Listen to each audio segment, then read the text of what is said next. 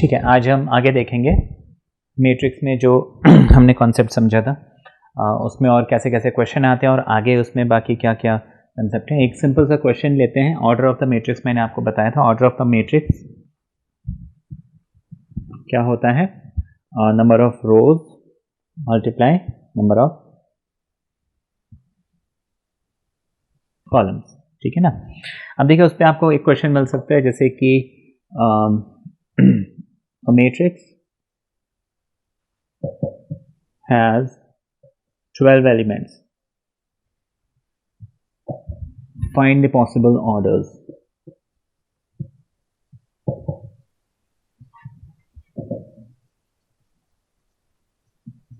ठीक है, एक मैट्रिक्स है जिसमें 12 एलिमेंट्स हैं, तो उसके क्या क्या ऑर्डर्स हो सकते हैं। तो देखिए ऐसे जब क्वेश्चन मिलते हैं हम क्या करेंगे, इसमें जो नंबर दिया हुआ है 12, मैं इसके फैक्टर्स देखूंगा कितना है। तो 12 को हम 12 इंटू 1 लिख सकते हैं, 2 से डिवाइड करते हैं। 6 इंटू 2 लिख सकते हैं, 2 से डिवाइड करते हैं। 3 इंटू 4 लिख सकते हैं। ठीक है, और कुछ लिखा जा सकता है 12 बाई 1, 6 बाई 2, 3 बाई 4 एंड इसी को हम रिवर्स कर देते हैं। ठीक है, 1 बाई 12, 2 बाई 6 एंड 4 बाई 3। कोई और रास्ता नहीं।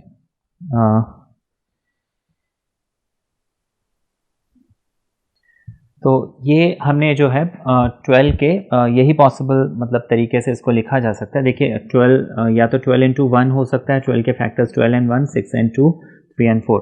ये हमने जैसे कि 12 इंटू 1 किया, उसके बाद उसको डिवाइड करते गए और यहाँ पे वही नंबर है ना, 12 इंटू 1 किया, इसको 2 से डिवाइड किया, यहाँ 2 मल्टीप्लाई किया, यहाँ 2 से डिवाइड किया, यहाँ 2 मल्टीप्लाई किया, और पॉसिबल इसमें हो नहीं सकता। तो हमने इन्हीं को क्या किया, अब यहाँ पे उल्टा करके मतलब 12 इंटू 1 को 1 इंटू 12, 6 इंटू 2 को 2 इंटू 6, 3 इंटू 4 को 4 इंटू 3 ऐसे लिख लिया।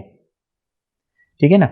अब देखिए क्या होता है कि मैट्रिक्स का ऑर्डर में क्या होता है, number of rose and number of column. तो या तो 12 रो और 1 कॉलम है, या फिर 6 रो 2 कॉलम है, 3 रो 4 कॉलम है एंड सो ऑन।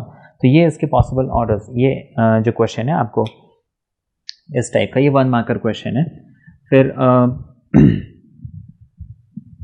मैट्रिक्स में जैसे कि कोई भी पोजीशन हम कैसे बताते हैं, ए आई जे, जहां पे ith row and jth column.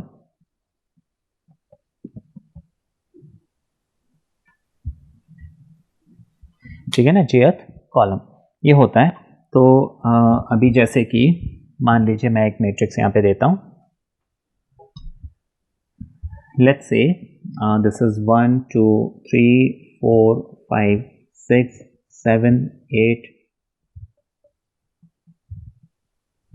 ये कोई भी एक मैट्रिक्स है ना, इसका ऑर्डर क्या हो जाएगा, 1 2 3 हॉरिजॉन्टल लाइन और 4 वर्टिकल लाइन, तो इसका ऑर्डर हो जाएगा 3 बाय 4।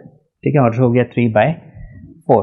अब यहाँ पे मुझे जैसे कि बोलना है कि ये एलिमेंट इसकी पोजीशन क्या है। तो देखिए ये हो गया first row, second row, third row, first column, second column, third column and fourth column. तो 8 की पोजीशन क्या है, रो में है 2 एंड कॉलम में है 3।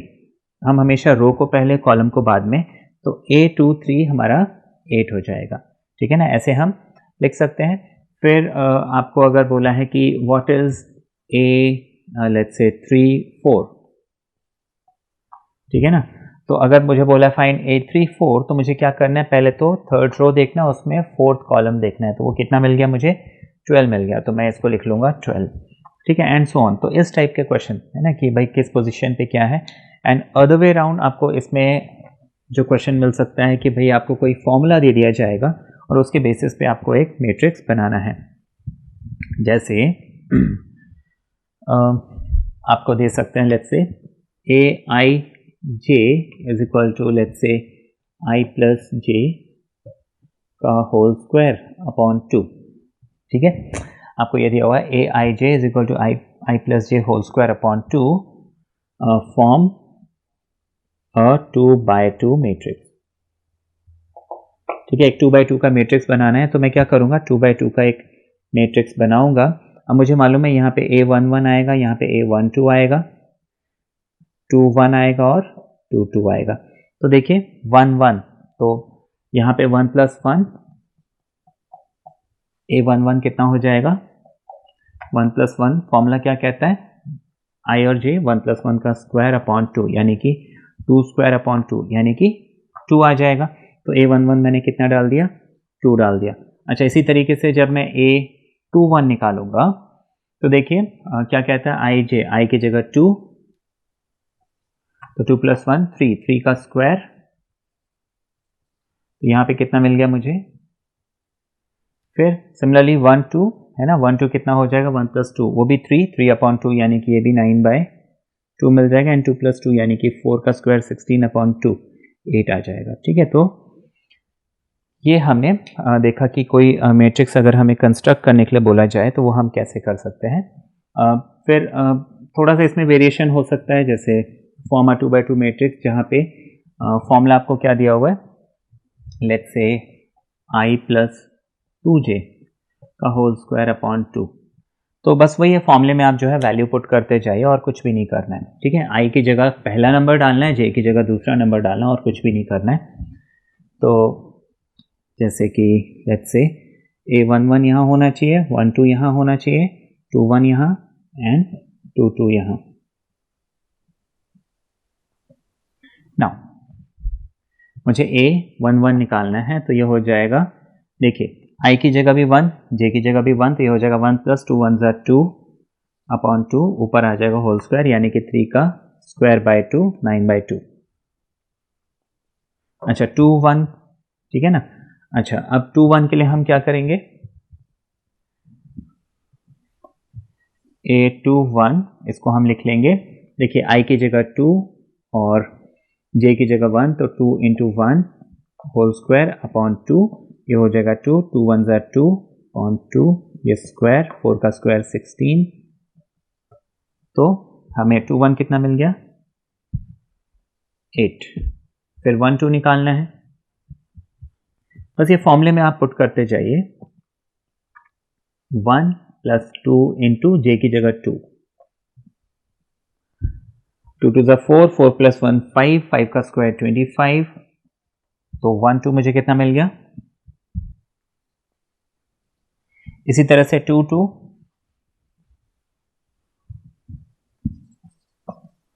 तो I की जगह 2 एंड 2 × J की जगह भी 2 तो 2 2 = 4 4 + 2 is 6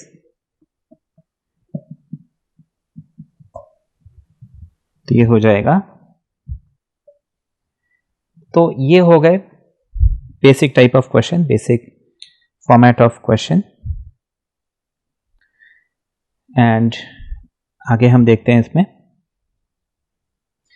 इक्वालिटी के कुछ हमें क्वेश्चंस मिल सकते हैं जैसे इक्वालिटी ऑफ मैट्रिक्स का कंसेप्ट आपने समझा था प्रीवियस क्लास में। दो मैट्रिक्स इक्वल कब होते हैं तो हमने देखा था कि मैट्रिक्स इक्वल तब होते हैं जब उनका ऑर्डर सेम होता है। ऑर्डर सेम होने के बाद हम उसके करस्पॉन्डिंग एलिमेंट्स को जो है इक्वल करते हैं। तो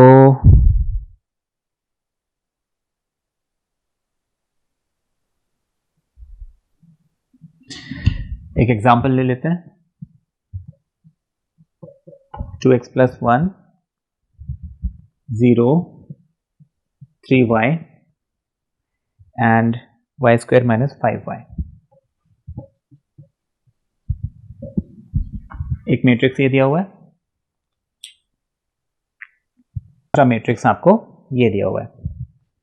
अब आपको बोला है कि ये दोनों मैट्रिक्स इक्वल हैं तो x और y जो है कितना होना चाहिए। तो हमने इक्वालिटी ऑफ मैट्रिक्स में देखा कि पहले तो ऑर्डर सेम होना चाहिए। देखिए ये 2/2 का मैट्रिक्स है वो भी 2/2 का मैट्रिक्स है। अगर ऑर्डर सेम है और ये मैट्रिक्स इक्वल है मतलब 2x + 1 must be equal to x + 3। तो हम उस चीज़ को लिख लेते हैं first row first column first row first column same होना चाहिए।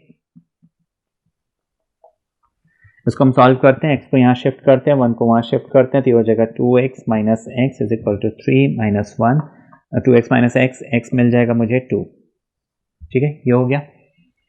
अब उसके बाद y के लिए देखिए मेरे पास दो चॉइसेस हैं या तो मैं इसको उसके इक्वल करूं या तो मैं इसको इसके इक्वल करूं। ठीक है अब मैं क्या करता हूं दोनों को इक्वल करके देखता हूं। तो मैं 3y सबसे पहले तो इस 3y को y² + 2 के इक्वल करता हूं 3y को शिफ्ट करता हूं ये हो जाएगा y² -3y प्लस 2, कुछ नहीं बचा इधर तो 0 लिख दिया मैंने, 0 को उधर लिख दिया।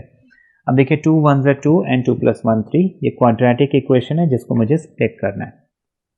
तो y - 2 and y - 1 is equal to 0, तो y इज इक्वल टू मुझे 2 एंड 1 ये मिल जाएगा। नेक्स्ट हम इसको y² - 5y is equal to -6, इसको हम इक्वल करते हैं।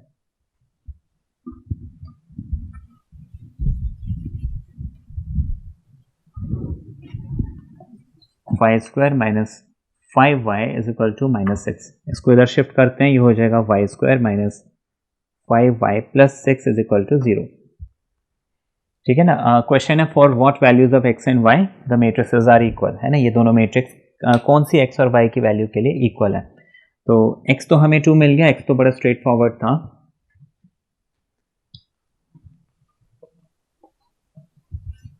y जो है वो पहली वाली इक्वेशन जो है मुझे क्या दे रही है, y की वैल्यू, दो वैल्यूज दे रही है 2 और 1। अब इस इक्वेशन को हम सॉल्व करते हैं। देखिए 6 है तो 2 and 3 6, 2 and 3 5, तो y - 2 and y - 3 is equal to 0, तो y मुझे 2 and 3 मिल जाएगा। अब देखिए y, ये इक्वेशन मुझे 2 और 3 दे रहा है, ऊपर वाला इक्वेशन मुझे 2 and 1 दे रहा है। तो कॉमन दोनों में क्या है, 2 है। ठीक है ना, तो कॉमन दोनों में क्या है, 2 है। तो इसका मतलब x की वैल्यू तो 2 हो जाएगी और y की वैल्यू जो है y की वैल्यू भी 2 हो जाएगी। तो ये हमारा जो है फाइनल आंसर आ जाएगा कि भाई x और y दोनों जब 2 होंगे तब ये दोनों मैट्रिक्स क्या होंगे, आपस में इक्वल होंगे। आगे देखते हैं addition of matrix. Addition of matrix, अब देखिए दो मैट्रिक्स को हमको ऐड करना है, तो ऐड करने के लिए भी मुझे क्या करना है, सबसे पहले तो ध्यान रखना है ऑर्डर्स मस्ट मैच।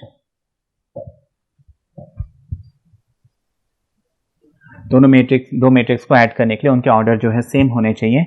नेक्स्ट चीज, दो मैट्रिक्स को हमें अगर ऐड करना है तो हम हमेशा क्या करेंगे, करस्पॉन्डिंग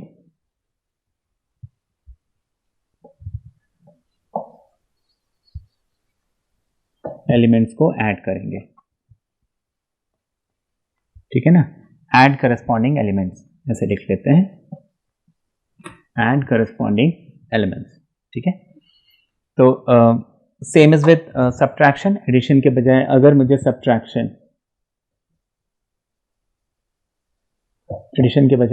सब्ट्रैक्शन करना होता तो भी मैं वही करता, पहले ये चेक कर लेता ऑर्डर मैच कर रहे हैं कि नहीं, फिर मैं करस्पॉन्डिंग एलिमेंट्स को सब्ट्रैक्ट करता।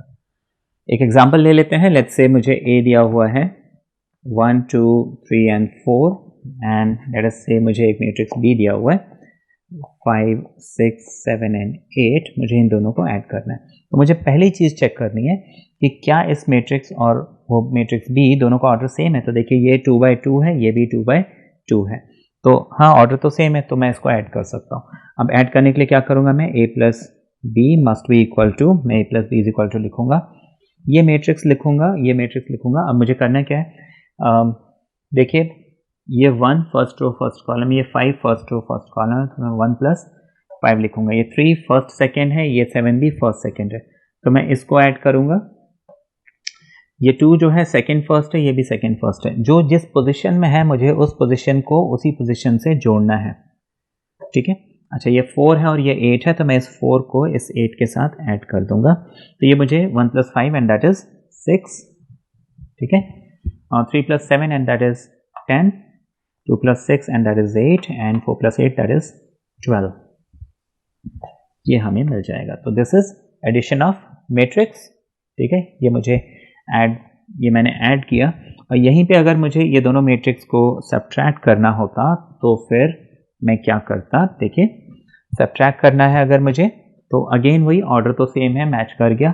ऑर्डर अगर सेम है तो मैं इनको सब्ट्रैक्ट कर सकता हूँ, वही 1 और 5 आपस में माइनस होंगे, लेकिन यहाँ पे बस मुझे ध्यान रखना पड़ेगा, अगर A - B है तो A मैट्रिक्स को पहले, B मैट्रिक्स को बाद में, B - A है तो B मैट्रिक्स पहले, A मैट्रिक्स बाद में। मैं किसी भी ऑर्डर में, जैसे जनरल एडिशन सब्ट्रैक्शन में भी हम एडिशन में कैसे भी ऐड कर लो, कोई फर्क नहीं पड़ता था। सब्ट्रैक्शन में 2 - 5 और 5 - 2 दो अलग चीज़ें होती हैं। तो सब्ट्रैक्शन में बस इस बात का ध्यान रखिए, 3 - 7 हो जाएगा यहाँ पे, 2 - 6 हो जाएगा एंड 4 - 8 हो जाएगा। तो 1 - 5 ये मुझे -4 मिल जाएगा, 3 - 7 and that is again -4, 2 - 6 is -4, 4 - 8 is -4। ये मुझे -4 -4 -4 -4, ठीक है, ये मुझे आंसर मिल गया। ठीक है, तो ये हमने देखा एडिशन और सब्ट्रैक्शन ऑफ मैट्रिक्स। अब इसकी कुछ इंपॉर्टेंट प्रॉपर्टीज़ हैं एडिशन की, एडिशन ऑफ अ मैट्रिक्स, वो प्रॉपर्टीज़ हम समझ लेते हैं।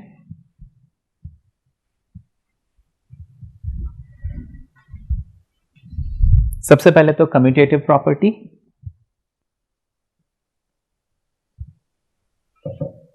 कम्यूटेटिव प्रॉपर्टी, कम्यूटेटिव प्रॉपर्टी एक सिंपल सी बात कहता है कि मैट्रिक्स ए में मैट्रिक्स बी को मैं ऐड करूं या मैट्रिक्स बी में मैं मैट्रिक्स ए को ऐड करूं, बात एक ही है। ये सिंपल, जैसे कि हम इंटीजर्स और नॉर्मल जो रियल नंबर्स होते हैं उसके लिए कहते थे, अगर मैं 2 + 3 करूं या 3 + 2 करूं, 2 + 3 इज 5, 3 + 2 इज अगेन 5, है ना। तो हम यहाँ पे मैट्रिक्स में भी वही बात बोल रहे हैं कि ए मैट्रिक्स में बी को ऐड कीजिए या बी मैट्रिक्स में ए को ऐड कीजिए, मुझे रिजल्ट जो है सेम मिलेगा। This is commutative property. Then we have associative property, associative property, associativity भी कहते हैं इसे। एसोसिएटिव प्रॉपर्टी 3 मैट्रिक्स के लिए हो जाएगा कि a + b + c is always equal to a + b + c, ठीक है, सिंपल सी बात है। जैसे कि हम जनरल मैथमेटिक्स में, अरिथमेटिक में 2 + 3 + 4 और 2 + 3 + 4, अब रिजल्ट हम जानते हैं अपने एक्सपीरियंस से कि हमें हमेशा सेम मिलता है, 5 + 4 इज 9 एंड 2 + 7 इज अगेन 9, ठीक है। देखिए सेकंड स्टेप में मेरे रिजल्ट्स दोनों जगह डिफरेंट थे, यहाँ 5 + 4 था, वहाँ पे 2 + 7 था, लेकिन मेरा एंड रिजल्ट जो है सेम था। ऐसे यहाँ पे a + b और b + c ये मुझे डिफरेंट मिलेंगे, लेकिन एंड रिजल्ट जो लास्ट में जो एक सिंगल मैट्रिक्स होगा वो हमेशा सेम होगा। मैं इसके प्रूफ नहीं कर रहा हूँ, इसको चाहे तो हम वेरीफाई कर सकते हैं।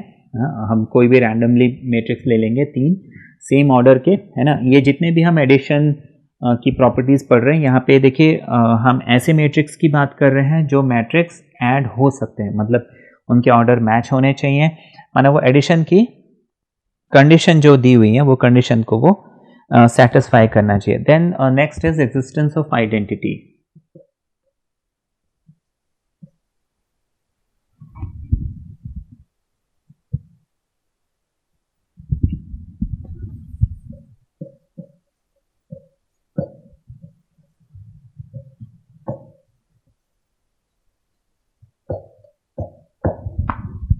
एग्जिस्टेंस ऑफ आइडेंटिटी, अब देखिए आइडेंटिटी यहाँ पे बेसिकली जैसे कि मैथमेटिक्स में आइडेंटिटी हम उस चीज़ को बोलते हैं जिससे जो आपकी ओरिजिनल चीज़ है वो चेंज ना हो पाए, अपनी आइडेंटिटी वो लूज ना करे, जैसे कि एडिटिव आइडेंटिटी।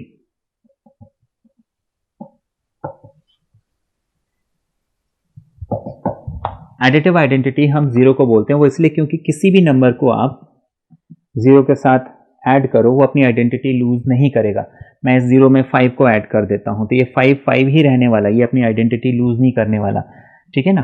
तो ये 0 क्या है, एडिटिव आइडेंटिटी है, इसमें कोई भी नंबर हम ऐड करेंगे वो नंबर चेंज नहीं होगा। सिमिलरली एक मल्टीप्लिकेटिव आइडेंटिटी भी होती है जो हम 1 को बोलते हैं।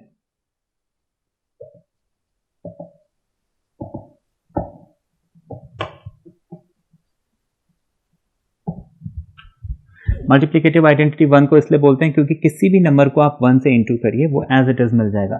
5 1 ज़ा 5, 21 1 ज़ा 21, है ना, 84 1 ज़ा 84। तो 1 से हम कोई भी नंबर को मल्टीप्लाई करेंगे वो नंबर एज इट इज मुझे वापस मिलेगा। तो ये जो 0 एंड 1 है ये जनरल अरिथमेटिक में हम इनको आइडेंटिटी बोलते हैं, addition additive identity and multiplicative identity. ऐसे ही मैट्रिक्स में भी हमारे पास आइडेंटिटीज़ होती हैं, तो एडिशन के लिए जो हमारे पास आइडेंटिटी है एग्जिस्ट करता है। माना कोई भी मैट्रिक्स ए है, तो मैट्रिक्स में आपको एक ऐसी आइडेंटिटी मैट्रिक्स ज़रूर मिलेगी कि मैंने उस मैट्रिक्स को उस आइडेंटिटी से ऐड किया तो मुझे वापस वही मैट्रिक्स मिल गया। रैंडमली हम कोई भी मैट्रिक्स लेते हैं of any order, let's say 1 2 3 4 5 6। अब देखिए मैट्रिक्स क्या है, 3/2 है ना, 3/2। तो उसी ऑर्डर में मुझे एक आइडेंटिटी मैट्रिक्स, मतलब मुझे क्या करना है, बस एक 3/2 का ही मैट्रिक्स अगर मैं ऐसे बना लेता हूँ, बेसिकली ये क्या है, नल मैट्रिक्स है। तो इस नल मैट्रिक्स को जब मैं इसमें ऐड करूँगा तो देखिए 1 + 0 = 1, 4 + 0 = 4, 2 + 0 = 2, 5 + 0 = 5 एंड सो ऑन। माना कोई भी नंबर इसमें चेंज नहीं हो रहा है, मुझे वापस यही मैट्रिक्स मिल रहा है। तो ये जो नल मैट्रिक्स है ये 3/2 मैट्रिक्स के लिए आइडेंटिटी कहलाएगी। ऐसी मान लीजिए एक 2/2 मैट्रिक्स है, 1 2 3 एंड 4, तो इसके लिए जो आइडेंटिटी हो जाएगी वो क्या हो जाएगी, एक 2/2 मैट्रिक्स जिसमें सारे एलिमेंट क्या होंगे, 0 होंगे। अब मान लीजिए मुझे कोई मैट्रिक्स दिया हुआ है 2/1, लेट्स से 2 and 5, तो इसके लिए आइडेंटिटी क्या होगी, एक 2/1 का ही मैट्रिक्स जिसमें एलिमेंट क्या होंगे, 0 होंगे। तो एडिटिव आइडेंटिटी माना किसी भी ऑर्डर के मैट्रिक्स के लिए आइडेंटिटी क्या होगा, उसी ऑर्डर का मैट्रिक्स, लेकिन वो कैसा हो, नल मैट्रिक्स हो, 0 0 हो उसमें और कुछ ना हो, ठीक है ना। तो ये हो गया existence of identity. Then we have existence of inverse.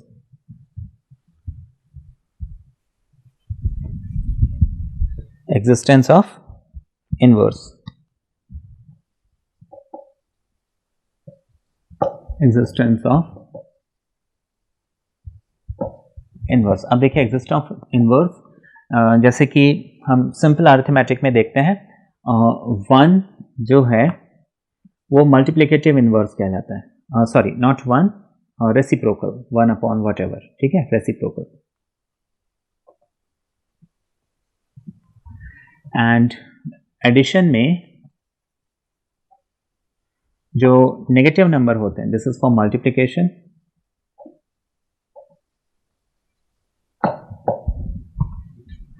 Addition में जो नेगेटिव नंबर है वो किसी भी नंबर का इन्वर्स कहलाता है। जैसे एडिटिव इन्वर्स हम उसे बोलते हैं। मान लीजिए 5 है, तो 5 का एडिटिव इन्वर्स क्या होगा, -5। बेसिकली इन्वर्स हम उसको बोलते हैं जो उस नंबर से ऐड करके मुझे आइडेंटिटी दे दे। अब एडिटिव आइडेंटिटी हमने अभी समझा क्या है, 0 है, 0 is additive identity and 1 is multiplicative.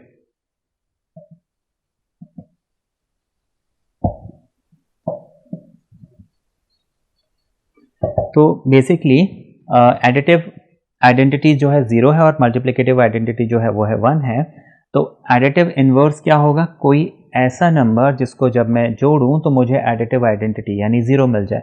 अब कॉमन सेंस अगर हम अप्लाई करें तो देखिए किसी भी नंबर में मैं ऐसी कौन सी चीज़ जोड़ूं कि मुझे 0 मिल जाए, तो ऑब्वियसली जो भी नंबर है उसका नेगेटिव नंबर।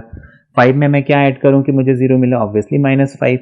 मैं 200 में क्या ऐड करूं कि मुझे 0 मिल जाए, ऑब्वियसली -200, ठीक है ना। 54 में मैं क्या ऐड करूं कि मुझे जो है 0 मिल जाए, तो ऑब्वियसली -54 एंड सो ऑन। तो बेसिकली इन्वर्स क्या हो गया, जैसे एडिटिव इन्वर्स क्या होता है, कोई भी ऐसा नंबर जिसको मैं उसमें ऐड करूं तो मुझे 0 मिल जाए, and that is basically negative of any number. तो कोई भी नंबर a है तो उसका इन्वर्स क्या होगा, एडिटिव इन्वर्स की हम बात कर रहे हैं, वो -a होगा। ये हो गया एडिटिव इन्वर्स। लेकिन हम अगर मल्टीप्लिकेटिव इन्वर्स की बात करते भी, अच्छा मैं अभी यहाँ पे मैंने आपको मैट्रिक्स मल्टीप्लिकेशन तो बताया नहीं है, मैं जस्ट आपको कंसेप्ट बता रहा हूँ, क्योंकि आगे हमें जब मैट्रिक्स मल्टीप्लिकेशन पढ़ेंगे या समझेंगे तो वहाँ पे उसका इन्वर्स तो अभी खैर बहुत आगे हमें पढ़ना है, बट ये कंसेप्ट आपके दिमाग में रहना चाहिए। तो मल्टीप्लिकेटिव इन्वर्स क्या होता है, जैसे a है, मैं इसमें ऐसी क्या चीज़ मल्टीप्लाई करूँ कि मुझे मल्टीप्लिकेटिव आइडेंटिटी विच इज़ 1 मिल जाए। तो a में ऑब्वियसली जैसे 5 है, मैं इसमें क्या मल्टीप्लाई करूं कि मुझे 1 मिल जाए, तो ऑब्वियसली मुझे 1/5 इंटू करना पड़ेगा, मतलब जो नंबर है उसको उसी से डिवाइड कर दो, 1 मिल जाएगा, ठीक है ना। तो किसी भी नंबर का मल्टीप्लिकेटिव इन्वर्स क्या होगा, उसका रेसिप्रोकल। अगर p/q मुझे कोई नंबर मिल रहा है, मुझे इसका मल्टीप्लिकेटिव इन्वर्स क्या होगा, q/p, है ना, उल्टा कर दो। तो ये हो गया मल्टीप्लिकेटिव इन्वर्स। अब मैट्रिक्स में मल्टीप्लिकेशन एडिशन दोनों चीज़ें होती हैं। तो फिलहाल तो हमने मल्टीप्लिकेशन नहीं पढ़ा, लेकिन एडिशन पढ़ा है। तो एग्जिस्टेंस ऑफ एडिटिव इन्वर्स। तो अभी मुझे कोई भी मैट्रिक्स दिया हुआ है, suppose of any order, let's say 5, 6, 7 and 8, ये एक मैट्रिक्स दिया हुआ है ना, ये 2 by 2 का मैट्रिक्स है। अब मैं इसमें ऐसा क्या ऐड करूं कि मुझे क्या मिल जाए, आइडेंटिटी, यानी नल मैट्रिक्स मिल जाए, है ना, मतलब 0 0 0 0 मिल जाए। तो मुझे यहाँ पे सिर्फ इसी मैट्रिक्स के हर एलिमेंट को क्या करना है, उसका जो भी साइन होगा उसको चेंज कर देना है। मान लीजिए यहाँ पे 5 है, यहाँ -7 होता और यहाँ पे -6 होता, तो यहाँ -7 है तो यहाँ मैं +7, और यहाँ -6 है तो इसको मैं +6। तो मुझे करना क्या है, उसी मैट्रिक्स को अगर मैं एडिटिव इन्वर्स की बात कर रहा हूँ मैट्रिक्स में, तो जो भी मैट्रिक्स दिया हुआ है उसी के एलिमेंट्स का सिर्फ साइन चेंज करके आप उस मैट्रिक्स को लिख दीजिए, वो उसका इन्वर्स हो जाएगा। ठीक है, एडिटिव इन्वर्स। उसके बाद एक और सिंपल प्रॉपर्टी है जो मैं आपको बताना चाहूँगा, and that is cancellation law. Cancellation law एक सिंपल सी बात कहता है कि अगर A और B कोई भी दो मैट्रिक्स हैं और A plus B is equal to, मान लीजिए A प्लस C मिल रहा है ना, जहाँ पे A, B, C are any 3 matrix of the same order. ये 3 मैट्रिक्स हमें दिए हुए हैं, लेकिन ये तीनों मैट्रिक्स का ऑर्डर क्या है, सेम है। तो आपको बोला है कि अगर A plus B is equal to A plus C मिल रहा है, तो यहाँ पे देखिए ये A है, ये A है, दोनों जगह कॉमन है, तो हम इसको कैंसिल करके लिख सकते हैं B must be equal to C। So ये जो रिजल्ट है इसको हम बोलते हैं कैंसलेशन लॉ। अब देखिए यहाँ पे मैंने लेफ्ट हैंड साइड को कैंसिल किया, तो इसको हम लेफ्ट कैंसलेशन लॉ,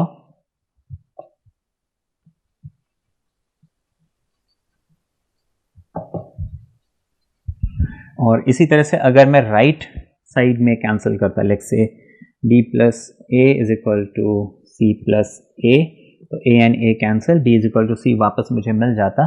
इसको हम बोलते हैं राइट कैंसलेशन लॉ।